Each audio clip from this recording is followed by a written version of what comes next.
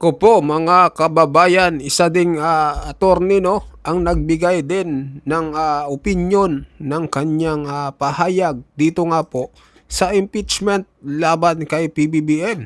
Sabi niya dito, ang sarswela ng impeachment ni PBBM. Kasi nga mga kababayan, nag-file ng unang impeachment complaint. Maraming nagsasabi na yung una ay mabilis lang daw yun.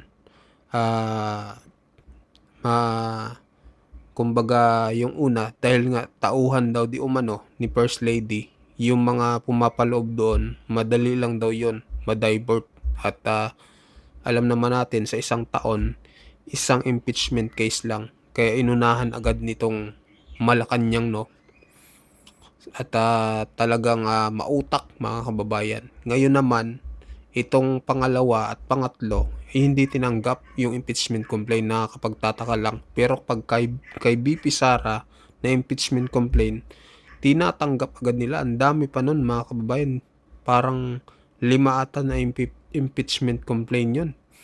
Kaya ang nangyari, hindi rin nagtagumpay sila dun sa 5 kasi nga 1 year bar rule lang ang mayroong pinatupad ang Supreme Court, kaya nagkaroon ng violation. So ngayon mautak itong Malacanang sa mga comment na babasa natin na dahil isa lang ang dapat na impeachment complaint kada taon, gumawa agad ng hakbang mga kababayan.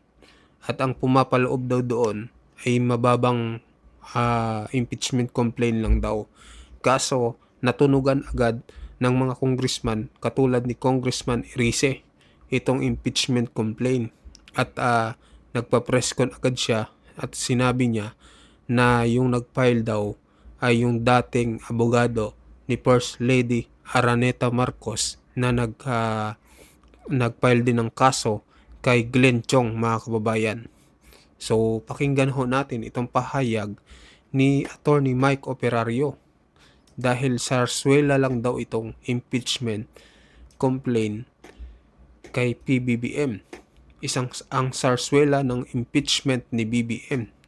At yung binanggit niya din dito, yung impeachment na pinail kahapon ng nila Attorney Topacio, nila Attorney Jing at ng mga general, no? Yung mga retired general. So pakinggan ho natin mga kababayan ang pahayag ni Attorney Mike Operario. Eto na po. Bakit mahalaga na matanggap ng Office of the Secretary General ng House of Representatives ang impeachment complaint? At bakit nagkaroon ng isang madrama at kakaibang sarswela na naganap dito sa House of Representatives kahapon sa pagpafile ng mga panibagong impeachment complaint?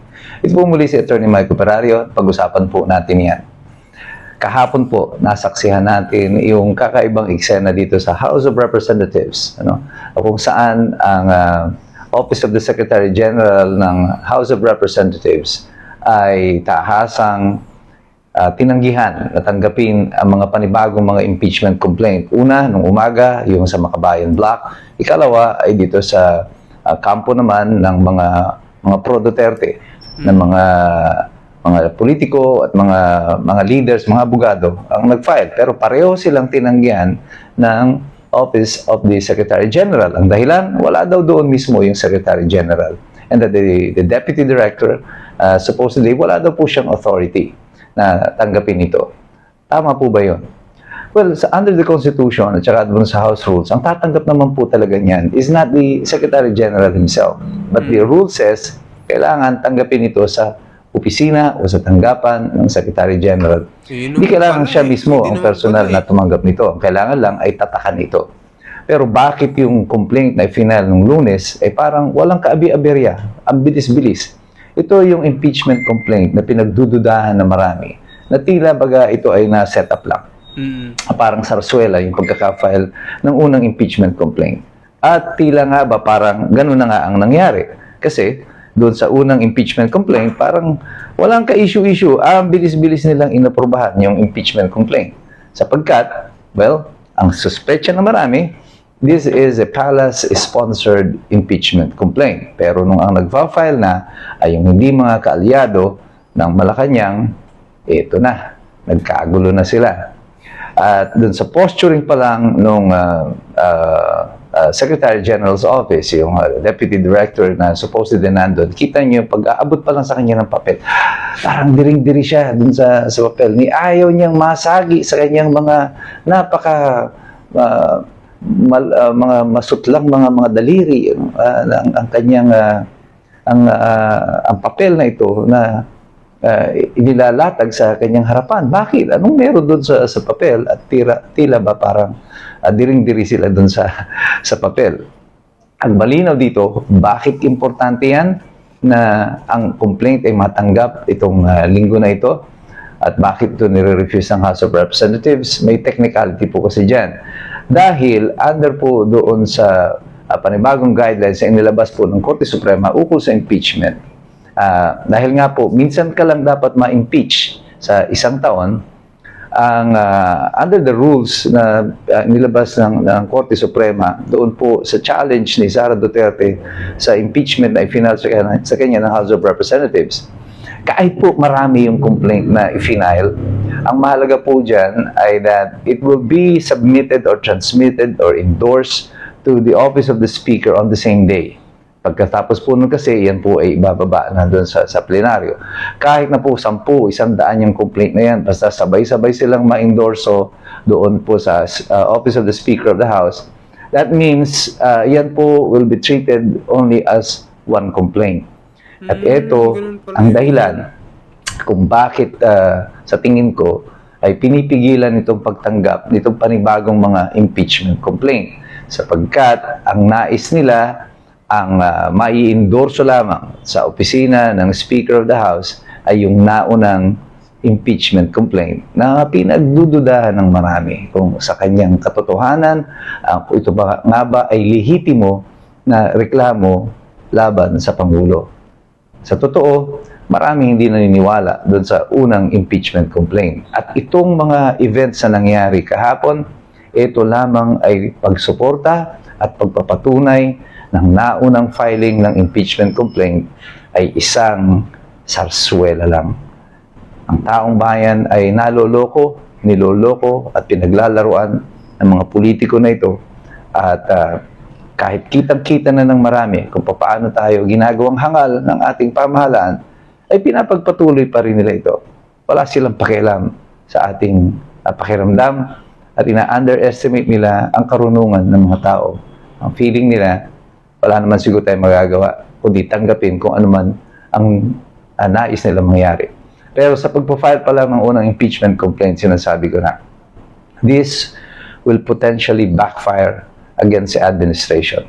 Itong panloloko nila sa proseso, yung pambababoy nila sa mga regulasyon ng batas na tinadhana upang protektahan ng mga institusyon ng pamahalaan, ay ginagawa nilang katawa-tawa. Meron pong balik ito sa kanila. At sabi ko nga sa inyo, malapit na ang anibersaryo ng EDSA 1. At ito ay magiging bahagi ng mga konsiderasyon ng mga mamamayan sa kasalukuyan kung ano ang hakbang na gagawin nila. Sa katotohanan, hindi po ko umaasa na ang mga politiko ang gagawa ng paraan para magkaroon ng pagbabago dito sa ating lipunan.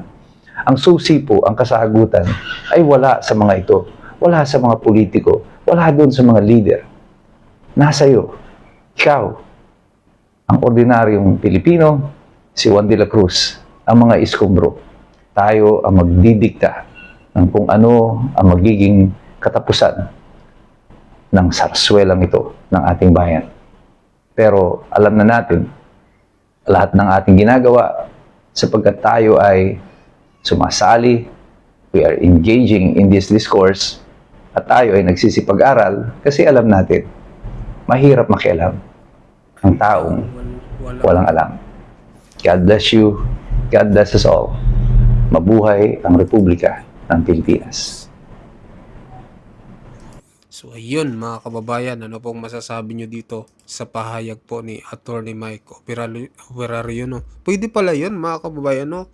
Kung maraming mag-file, no, sa isang araw, considered pala yon na isang complaint lang. So kaya pala hindi tinanggap mga kababayan, natatakot sila, no, na itong complaint na ito, alam nilang ito talaga yung may matinding laban, no, para kay PBBM. Kasi yung nauna ay pinagdududahan ng marami na isa lang daw itong pakulo or sarsuela, sabi nga ni Attorney Mike Operario. So mag-comment kayo mga kababayan kung anong pahayag nyo dito sa sinabi ni Attorney Mike Operario. At sa mga bagong pasok dyan, pa-subscribe din po ng ating channel mga kababayan. Maraming salamat po sa inyong lahat.